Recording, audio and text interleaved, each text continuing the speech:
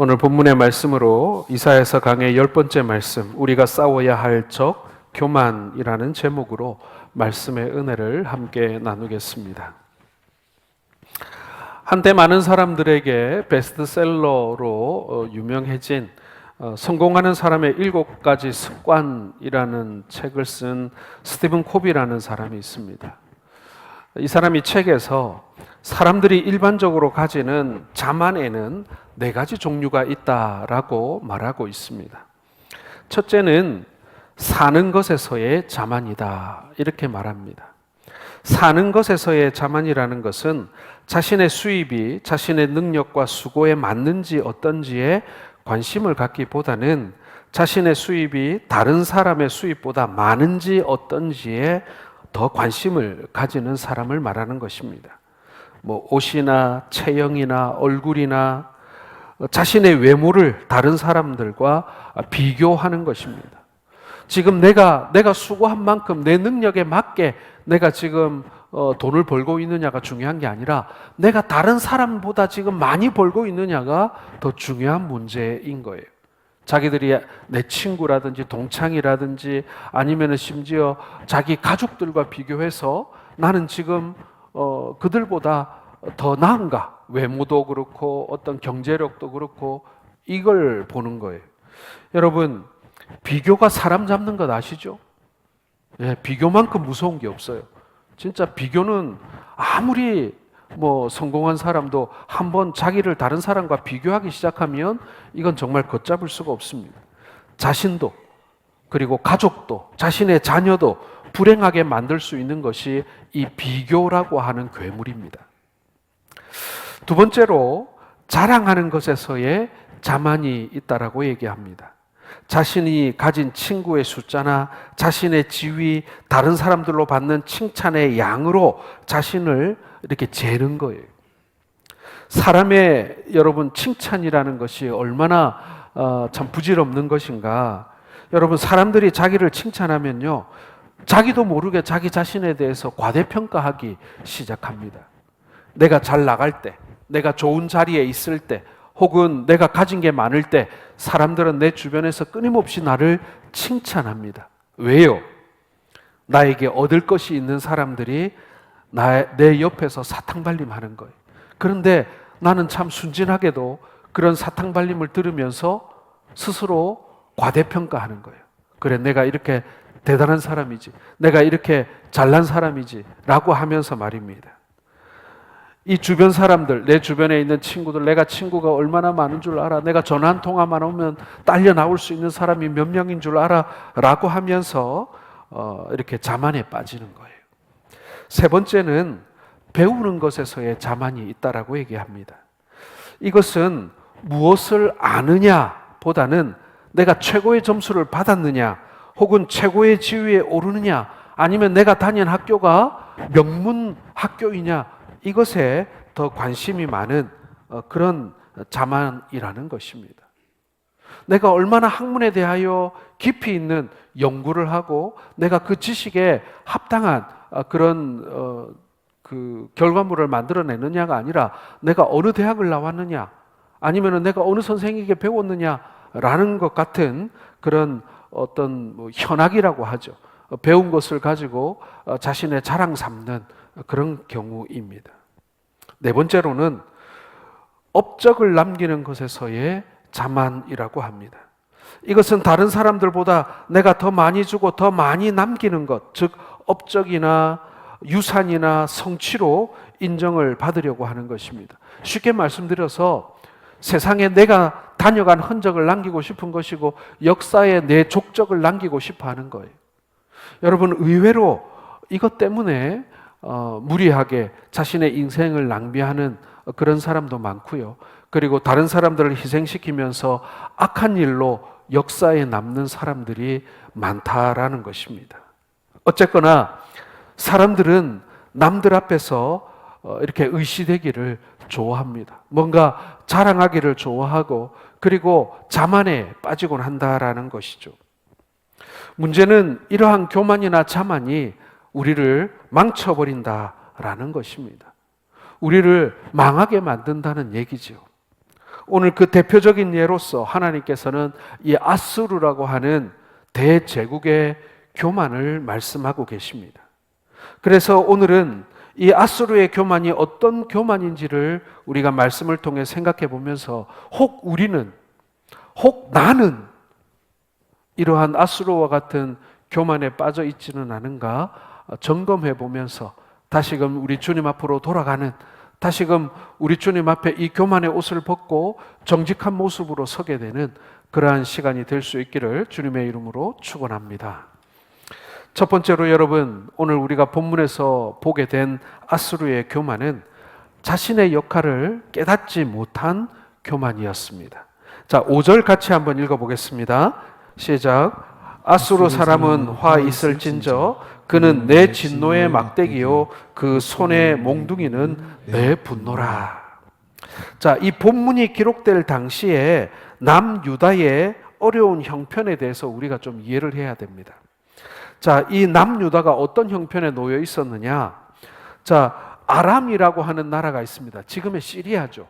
이스라엘의 북쪽에 있는 나라인데 다마스커스를 이렇게 그 수도로 하는 그런 나라가 지금 시리아죠. 이 시리아가 옛날에 아람이었습니다. 이 아람의 르신 왕과 그리고 이 지금 이스라엘이 남북으로 나눠져 있었잖아요. 북왕국 이스라엘의 베가라고 하는 왕이 연합군을 형성해서 남유다를 쳐들어오게 됩니다. 자, 한 나라도 상대하여 전쟁하는 것이 어려운데 두 나라가 연합하여 남유다를 공격해 온 것입니다. 뿐만 아닙니다. 이 두 나라뿐만 아니라 호시탐탐 이 유다를 노리고 있던 블레셋이 옳거니 이때다 하면서 이 전쟁에 참여하게 됩니다. 그러니 이 작은 이스라엘 땅에 네 나라가 싸움을 벌이고 있는 거예요. 전에도 말씀드렸죠. 이스라엘은 경상남북도를 합한 크기 정도밖에 되지 않는다고요. 정말 작은 나라입니다. 그런데 이 작은 나라에 이 네 나라가 지금 전쟁을 벌이고 있는 것입니다. 문제는 여러분, 이 사건을 바라보는 눈입니다. 전쟁은 여러분 사실 알고 보면 표면적인 일일 뿐입니다. 전쟁의 이면에 숨겨진 진실이 있는 거예요. 여러분, 지금 전 세계적으로 많은 전쟁이 일어나고 있는데 많은 학자들이 그리고 전문가들이 이 전쟁이 왜 일어났는가를 날마다 뉴스에 나와서 분석해 줍니다. 러시아, 우크라이나 전쟁이 왜 일어났는지, 그리고 중동에서는 왜 전쟁이 일어나고 있는지, 지난주에 보니까 또 이스라엘이 카타르를 공습했더라고요.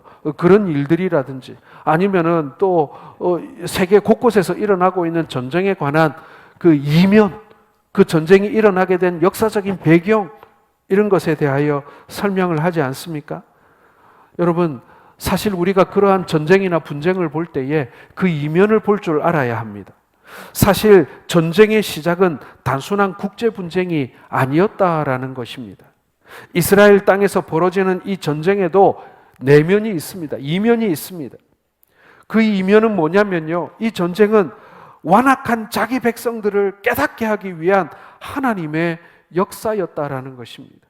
하나님께서 아람이나 블레셋을 일으켜서 북이스라엘, 남유다를 지금 치고 계시는 것입니다. 자기 죄를 깨달으라고 치신 것인데 이스라엘 백성들은 남이 되었던 북이 되었던 전혀 깨닫지 못하고 있는 것입니다. 자, 이사야 9장 13절을 같이 읽겠습니다. 시작. 그리하여도 그 백성이 자기들을 치시는 이에게로 돌아오지 아니하며 만군의 여호와를 찾지 아니하도다. 전쟁이 일어나면요, 자신들의 잘못을 깨달아야만 했습니다. 자신들의 죄를 깨닫지 못하더라도 최소한 만군의 여호와를 찾으며 도움을 청하기라도 했어야 했습니다. 그런데 이것은 우리의 착각이었어요. 미련한 인생은 하나님의 깊고 심오한 뜻을 헤아리지 못했습니다. 그들은 하나님을 의지하기보다는 세상의 힘을 의지하였습니다. 이 이스라엘이 남유다가 찾은 해답은 바로 아수르였다라는 것입니다. 하나님께 달려가서 하나님의 도우심을 청한 것이 아니라 그들이 달려간 곳은 아수르였다라는 거예요. 지금 이스라엘 땅에는 남왕국과 북왕국, 그리고 이스라엘과 그 북왕국 이스라엘과 또 아람 나라와 블레셋이 얽혀서 싸우고 있는 국제전이 지금 벌어졌어요. 남왕국 유다는 이 전쟁이 빨리 끝나기를 바라고 있었습니다. 왜냐하면 다 자기들을 잡아먹으려고 벌린 전쟁이니까요. 자, 그렇다면 만군의 여호와이신 하나님께 의뢰하고 도움을 구해야만 했지만 그렇게 하지 않았다. 지금 전쟁으로 인하여 나라가 풍전등화의 위기에 처했지만 그들은 하나님을 찾지 않았다라는 것입니다. 대신 이스라엘은 당시 근동 지역의 패권을 잡고 있었던 강대국 아수르에게 손을 내밀었던 것입니다. 여러분, 아수르라고 하는 이 제국은요, 그동안 혁혁한 전과를 거두고 있었던 초강대국이었습니다. 아수르가 공격한 성읍 가운데에는 어느 것도 함락시키지 못한 성읍이 없었습니다. 다 이겼다는 거예요. 말 그대로 백전백승의 그런 군사 강국이었습니다. 자, 9절 말씀 같이 읽어보겠습니다. 갈로는 갈그미스와 같지 아니하며 하맛은 아르밧과 같지 아니하며 사마리아는 다메섹과 같지 아니하냐. 다시 말해서 여러분, 이 북쪽에 있었던 이 아수르가 남쪽으로 쳐내려오는데 그렇게 쳐내려오면서 지금까지 승전을 거듭했다라는 것입니다. 그리고 그 나라들, 그리고 빼앗은 성읍들을 그 민족과 국가의 이름을 쭉 열거하면서 자랑하고 있는데, 위치상 제일 북쪽에 있던 갈그미스는 유브라데 강변에 위치한 성읍인데 주전 717년에 함락되었습니다. 하맛은 주전 720년에, 아르밧은 이 아람의 성읍이었는데 주전 740년에, 그리고 아람 나라의 수도였던 다메섹은 주전 732년에, 그리고 북왕국 이스라엘의 수도였던 사마리아는 주전 722년에 이 아수르에 의해서 함락당하고 맙니다. 북쪽에서부터 아래로 쭉 내려오면서 모든 크고 작은 성읍들이 다 아수르에게 굴복했다라는 거예요. 이렇게 아수르는 자신들이 함락시킨 민족과 도시들을 열거하면서 거들먹거리고 있는 것입니다. 하나님께서 아수르를 당시에 가장 강한 나라가 되게 하셨다. 하나님께서 허락지 않았으면 어떻게 아수르가 이렇게 승승장구할 수 있었겠습니까?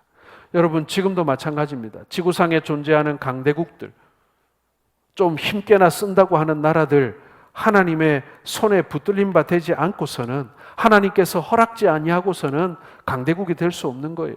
다 자기들이 잘나서, 자기들이 대단해서 강대국이 된 줄 알지만 천만의 말씀입니다. 하나님께서 그렇게 잠시 허락해 주신 것입니다.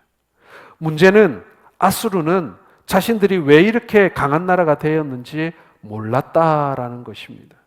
사실 하나님은 아수르를 오늘 본문에 나와 있듯이 진노의 막대기로 사용해서 자기 백성을 깨닫게 하려고 사용하셨던 것입니다.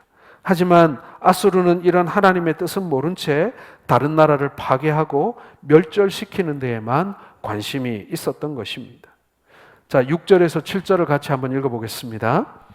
내가 그를 보내어 경건하지 아니한 나라를 치게 하며 내가 그에게 명령하여 나를 노하게 한 백성을 쳐서 탈취하며 노략하게 하며 또 그들을 길거리에 진흙같이 짓밟게 하려 하거니와 그의 뜻은 이같지 아니하며 그의 마음의 생각도 이같지 아니하고 다만 그의 마음은 허다한 나라를 파괴하며 멸절하려 하는도다. 하나님께서 잠시 아수르에게 힘을 주셔서 그 아수르를 사용하시는 것뿐인데, 이 아수르는 하나님의 뜻에는 관심이 없이 다른 나라를 침략하고 파괴하고 빼앗는 데만 관심이 있다라고 하나님께서 말씀하신 것입니다. 다시 말해서 아수르가 하나님의 뜻을 제대로 깨닫지 못했다라는 거예요. 여러분, 이렇듯 우리가 하나님의 뜻을 제대로 파악하지 못하면 결국 이 아수르와 같은 교만에 빠지게 된다라는 것입니다. 옛날 어느 나라에 임금님이 타고 다니는 나귀 한 마리가 있었습니다. 임금님이 이 나귀를 타고 나라 여기저기를 돌아다니면 온 국민들이 나와서 왕에게 환호하고 박수갈채를 보냈습니다. 그리고 절을 했습니다. 임금을 모시는 이 나귀는 왕이 타는 것이었기 때문에 그에게 걸맞은 온갖 아름다운 장식을 또 멋지게 해 주었습니다. 국민들이 왕에게 갈채와 찬사와 절을 하자 이 나귀는 그 모든 칭찬과 찬사가 자기를 향하는 것이라고 착각을 하게 되었던 것입니다. 이러한 환호에 고무된 나귀가 어느 날 임금님을 땅에다 내동댕이 치고 말았습니다. 왜냐하면 국민들의 갈채와 환호를 혼자 다 받고 싶었기 때문입니다.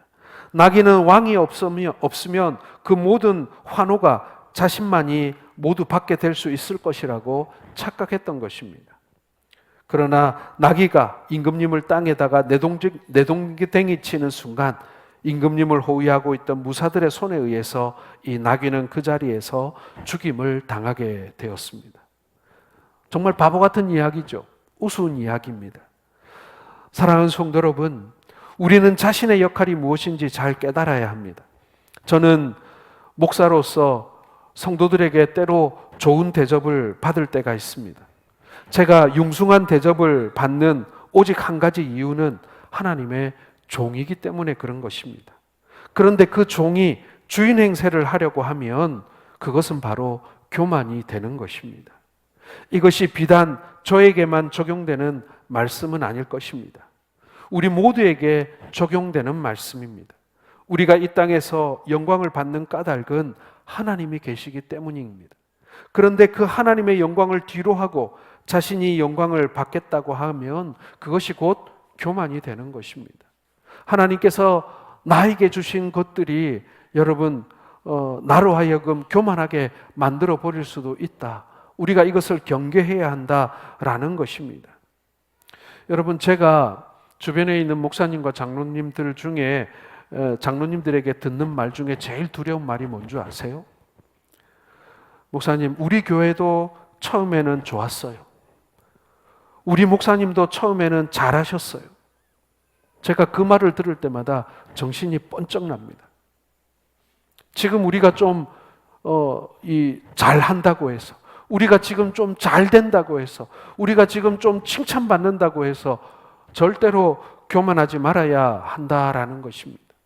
우리도 한때는 좋았다. 우리도 한때는 잘했다. 우리도 한때는 잘 나갔다라는 거예요. 그런데 지금 뭐겠어요, 여러분? 그거 잠깐이다. 금방 지나간다. 그거 오래 못 간다. 뭐 그런 말이 섞여 있는 것 아니겠습니까? 그때마다 초심을 잃지 말아야겠다. 그때마다 스스로 교만에 빠져 이 발목 잡혀 넘어지지 말아야 되겠다라는 그런 생각을 하게 되는 것입니다. 사랑하는 성도 여러분, 나의 역할을 잘 기억해야 합니다. 망각하면 안 됩니다. 내가 어떻게 구원받았나? 내가 어떻게 어려울 때 하나님께서 나를 도우셨는가?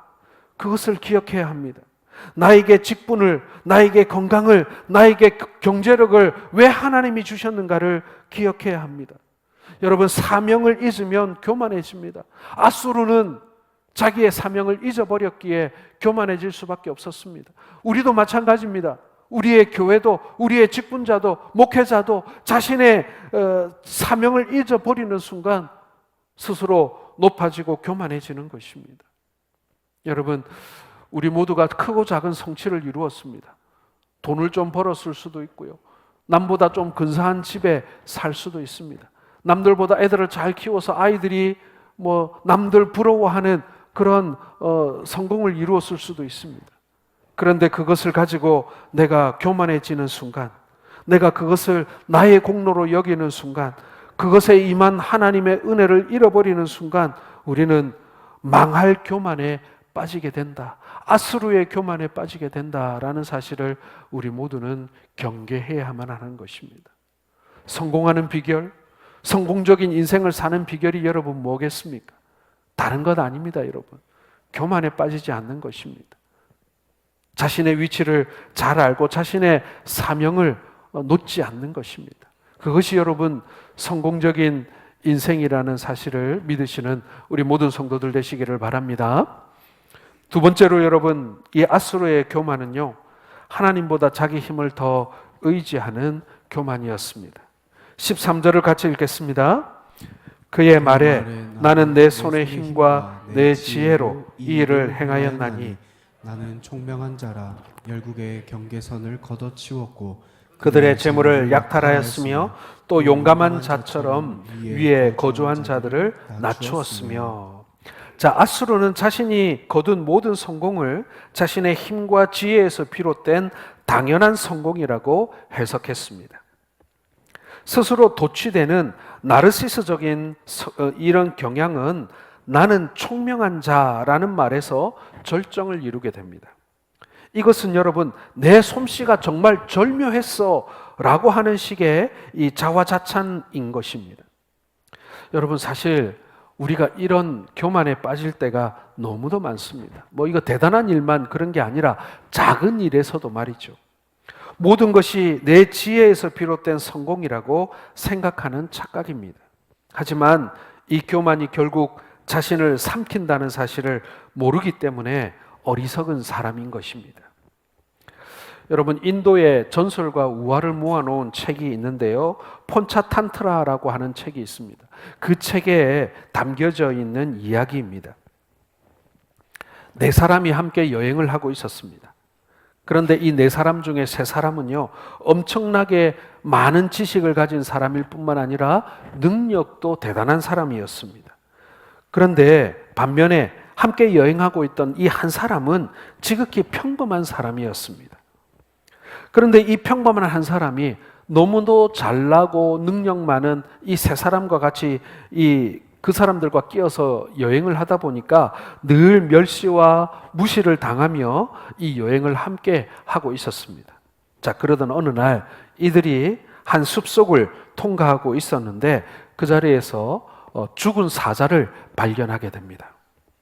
지금까지 자기들의 지식과 능력을 자랑했던 이 세 사람은 각자의 지식과 기술을 총동원하여 이 죽은 사자를 살려내자라고 결론을 내었습니다. 하지만 이 평범한 한 사람은 그것을 반대했습니다. 이유는 이렇습니다. 당신들의 지식과 능력이 대단한 것은 잘 알지만 그러나 이 사자를 살려내지는 마시오. 왜냐하면 만약에 사자가 다시 살아난다면 제일 먼저 우리부터 잡아먹지 않겠소? 라고 말렸던 것입니다. 자, 이 평범한 사람의 충고에도 불구하고 이 잘난 세 사람은 사자를 살리기 위해서 혼신의 힘을 다했습니다. 하는 수 없이 이 평범한 사람은 높은 나무에 올라가 이들이 하는 것을 지켜보고 있었습니다.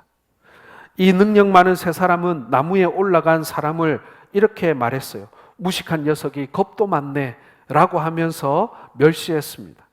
그리고 이 세 사람은 드디어 그 죽은 사자를 살려내게 됩니다. 다시 살아난 사자는 한번 크게 우렁차게 포호를 하더니 어떻게 했겠습니까? 자기를 살려준 세 사람을 그 자리에서 잡아먹어 버렸다라는 거예요. 여러분, 이 우화가 사람들에게 말하고 싶은 말은 뭐겠습니까? 자기의 지식과 능력을 의지하다가 멸망할 수밖에 없다라는 교훈을 하고 있는 것 아니겠습니까? 여러분, 지금은 찾아볼 수 없지만 옛날에 살았다가 멸종당한 동물 중에 메가케로스라는 학명을 가진 커다란 뿔을 가진 사슴이 살고 있었다고 합니다. 지금도 이 땅을 파다 보면 이 화석으로 발견되곤 한다는 거예요. 그런데 여러분, 이 사슴이 멸종된 이유가 뭐냐면요, 뿔이 지나치게 커졌기 때문이다라는 것입니다. 자기 뿔의 무게에 눌려서 번식하지도 못하고 그리고 이 천적을 피하지도 못하고 물을 한번 먹으려고 하면 이 뿔이 너무 무거워가지고 이 물웅덩이에 얼굴이 처박힐 정도였다고 얘기합니다. 뿔이 크니 이 육식동물이 잡으러 와도 제대로 빠르게 도망하지도 못했다라는 거예요. 결국에는 멸종당하고 말았다고 합니다. 그래서 여러분, 자기가 감당할 수 없는 감투에 눌려 자멸하는 사람을 가리켜서 메카케로스의 비극이라고 부르기도 하는 것입니다. 여러분, 교만은 나 자신으로 충분하다는 생각으로 하나님을 의지하지 않게 만들어 버립니다. 교만은 내가 중심에 있다라는 생각이기 때문에 하나님을 이 외곽으로, 주변으로 밀어내버리고 맙니다. 교만은 내가 첫째라고 하는 생각으로 하나님을 내 등 뒤로 이렇게 끄집어 내려버립니다. 그게 교만이라는 거예요. 여러분, 지금 젊은 우리 성도들은 잘 모르겠습니다만 우리 나이 많으신 우리 성도님들 옛날에 국민학교 입학할 때 뭘 해서 보냅니까? 아이들을. 일단은 가방 하나 구해서 매야 되고 그 다음에 이름표를 달아야 돼요. 그렇죠? 근데 이름표만 달아줍니까? 뭘 같이 달죠? 예? 손수건 하나 달아주죠. 예. 하얀 손수건을 이 이름표와 같이 달아줍니다. 왜 손수건을 달아주는 줄 아세요? 옛날에는 애들이 콧물을 너무 많이 흘렸어요. 옛날에는 코 찔찔이들이 너무 많았어요. 지금보다 이제 위생 상태가 좋지 못했던 옛날에는 이 아이들이 콧물 흘리는 아이들이 왜 그렇게 많았는지, 그러다 보니 학교 가는 아이들에게 부모님들이 이 이름표와 하얀 손수건을 이렇게 같이 달아서 보냅니다. 그러면은 선생님이 그 손수건 빼가지고 콧물 흘리는 아이들의 콧물을 닦아주는 거예요. 그런데 이 국민학교 1학년은요, 이게 너무나 자랑스러운 거예요. 이 이름표에 하얀 손수건 달고 학교 가는 게 얼마나 자랑스러운지 이러고 학교 가는 거예요. 여러분, 그게 우리들의 모습입니다. 초등학생이 된 자신의 모습만을 자랑할 뿐입니다. 우리의 지식이 그래요.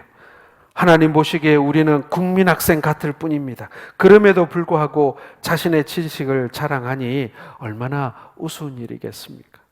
사랑하는 성도 여러분, 우리의 힘은요 정말 보잘것없습니다. 그러나 우리 하나님은 정말 무한한 능력을 가지신 분이십니다. 여러분, 어떤 힘을 의지하시겠습니까? 보잘것없는 정말 한 줌도 안 되는 내 힘을 의지하시겠습니까? 아니면 이 땅을 운행하시는 창조주 하나님의 능력을 의지하시겠습니까? 우리 주님만 의지하시는 우리 성도들 되시기를 바랍니다. 마지막 세 번째로, 아수르의 교만은 결국 패망을 불러왔다라는 사실을 기억해야 합니다. 15절과 16절을 같이 읽겠습니다. 도끼가 어찌 찍는 자에게 스스로 자랑하겠으며 톱이 어찌 켜는 자에게 스스로 큰 채 하겠느냐. 이는 막대기가 자기를 드는 자를 움직이려 하며 몽둥이가 나무 아닌 사람을 들려 함과 같음이로다.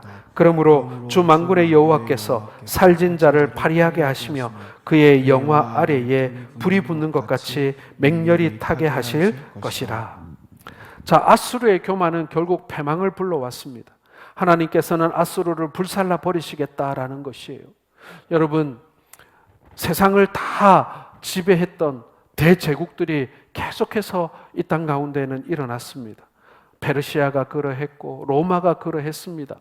수많은 제국들이 명멸을 다해왔습니다. 지금의 강대국들도 결국에는 어느 날 간판을 내릴 날이 분명히 있을 것입니다. 영원한 나라는 없으니까요. 하나님께서는 아수르를 불살라 버리겠다라고 말씀하십니다. 여기에서 나오는 영화, 이 북위 영화는 그동안 승승장구해온 아수르의 영화를 말하는 것입니다. 그들이 탈취한 전리품, 그들이 빼앗은 넓은 영토와 정복한 수많은 민족과 나라들이라고 할 수 있습니다. 그런데 오늘 본문의 표현에 의하면 이렇게 쌓아온 영화로움이 장작더미와 같다라는 것입니다. 즉 그들이 쌓아온 곳들이 곧 자신들을 전부 불태울 장작더미와 같았다.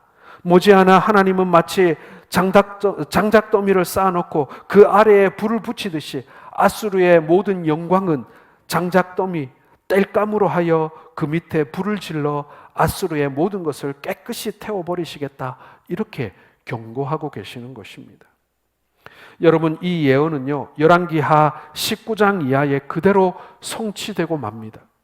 히스기야 왕 때 유다를 공격한 아수르가 하룻밤 사이에 모든 군사들이 다 죽습니다.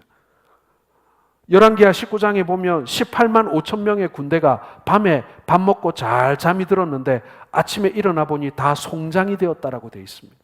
도대체 밤새 무슨 일이 일어났기에 18만 5천 명이라는 군대가 밤사이에 전멸을 한다는 말입니까? 하나님께서 그렇게 치신 거예요. 그 당시 아수르 왕 사네립은요, 겨우 목숨만 건져서 간신히 니누에로 수도로 도망을 가게 됩니다. 니누에로 도망을 간 이 사네립은요, 자기만 살아왔으니까, 겨우 목숨만 건졌으니까 자신을 살려준 자신의 신 니누록에게 경배하기 위해서 니누록의 신전에 들어가게 됩니다. 어쨌든 살아왔으니까, 군사가 18만 5천 명이나 죽었지만 어쨌든 자기는 살았잖아요. 그런데 그렇게 자신의 신에게 살려줘서 고맙다라고 인사하려고 신전에 들어갔다가 자신의 두 아들에 의해서 칼에 맞아 죽임을 당하게 됩니다. 열왕기하 19장 37절에 나오는 이야기예요. 여러분, 얼마나 비참합니까? 대제국의 마지막이 이렇게 끝나는 거예요. 군사들은 하루아침에 전쟁 한번 못 해보고 칼 한번 휘둘러 보지 못하고 산송장이 되어서 그 자기 누워있던 자리에 다 죽었고요. 왕은 자신의 사랑하는 아들들에 의해서 비참하게 칼에 맞아 죽었다라는 것입니다. 이게 제국의 마지막이었다는 거예요. 솔로몬은 일찍이 잠언 16장 18절에 교만은 패망의 선봉이요 거만한 마음은 넘어짐의 앞잡이라고 말씀했습니다. 아수르의 교만은 결국 패망으로 이어졌다라는 것입니다. 여러분, 강대국이 되게 되면, 이 군사력과 경제력을 다 손에 쥐게 되면 이 작은 나라들 혹은 약한 나라들은 안중에 안 들어오게 됩니다. 자기가 곧 말하면 법이 되고 자기가 휘두르면 그 누구도 막을 자가 없는 그런 절대 권력을 갖게 되는 거예요. 그런데 그 나라를 망하게 만드는 것은 결국 그 절대 권력입니다. 모든 나라가 그렇게 망해왔습니다. 침략에 의해서, 외세에 의해서 망한 것이 아니라 스스로 내부에서부터 무너져 버렸다. 무엇 때문에요? 통제되지 않는 권력, 그리고 스스로 높아진 그 교만함 때문에 말입니다. 이제 말씀을 맺겠습니다. 고대 그리스에 디오게네스라고 하는 유명한 철학자가 있었습니다. 하루는 어떤 부자가 이 디오게네스의 명성을 듣고 가르침을 받고자 자기의 집으로 이 철학자를 초대하게 됩니다. 부자의 집은 정말 의리의리했습니다. 정원은 온갖 꽃들로 가득했고 집안은 각종 보석으로 꾸며져 있었습니다. 부자는 자신의 집을 열심히 자랑했습니다. 디오게네스를 데리고 다니면서 이건 어디서 수입해왔고, 이거는 어떤 장인이 만들었고, 이 그림은 누가 그렸고, 막 이렇게 하면서 디오게네스에게는 1분도 말할 기회를 주지 않고 자신의 집을 자랑하는데 열을 내었습니다. 그러자 벼랑간 디오게네스가 그 부자의 얼굴에 침을 뱉어버렸습니다. 그 부자가 너무 놀라지 않았겠습니까? 이 상황이 너무나도 당황스러워 얼떨떨해 있는 부자에게 디오게네스는 이렇게 말했습니다. 당신의 집은 너무 아름다워서 아무리 살펴봐도 나의 이 가래침을 뱉을 만한 곳이 없네요. 당신의 집에서 가장 더러운 것은 교만과 위선으로 가득 찬 당신의 얼굴뿐이었습니다. 그래서 어쩔 수 없이 당신의 얼굴에 침을 뱉고 말았습니다. 이렇게 디오게네스가 말했다고 합니다. 여러분, 우리는 우리의 얼굴이, 우리의 지위가, 우리의 능력이, 우리의 삶이 교만함으로 인하여 가장 추하고 더럽고 냄새나는 곳이 되지 않기를 소원합니다. 아니, 우리 모두가 그렇게 바라야 됩니다. 아침에 일어나서 우리가 머리를 빗고 세수를 하고 이 면도를 하고 혹은 화장을 하기 위해서 우리 거울 앞에 섰을 때 우리 그렇게 스스로 말해야 돼요. 흉하게 살지 말자. 추하게 살지 말자. 교만하게 살지 말자. 하나님께서 내게 주신 모습대로, 하나님께서 내게 주신 사명대로 그렇게 살자. 우리가 하나님 앞에서 자신의 본분과 자신의 위치와 자신의 능력과 역할을 바로 하는 것, 그것이 바로 겸손입니다. 그것이 우리가 있어야 할 자리입니다. 그러므로 자신의 어떠함을 알고 하나님 앞에서나 사람들 앞에서나 언제나 겸손한 우리 모두가 될 수 있기를 바랍니다. 우리가 겸손하지 않으면 결국 하나님의 심판 앞에 자유로울 수 없다라는 사실을 우리는 깨달아야 합니다.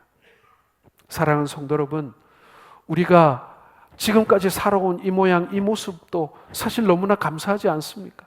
지금까지 우리가 걸어온 길만 해도 너무나도 하나님의 큰 은혜이고 감사한 길 아니었겠습니까? 이것을 여러분 우리가 족한 줄 알아야 합니다. 그리고 감사해야 합니다. 그리고 이것이 혹 나로 하여금 교만에 빠지지 않도록 우리는 날마다 정신 바짝 차리고 살아야 하는 것입니다. 이것은 제가 이 말씀 준비하면서 제 스스로에게 그렇게 다짐했습니다. 이것은 저에게 하는 설교이기도 하고 우리 모든 성도들에게 주시는 하나님의 경고이자 말씀이라고 저는 믿습니다.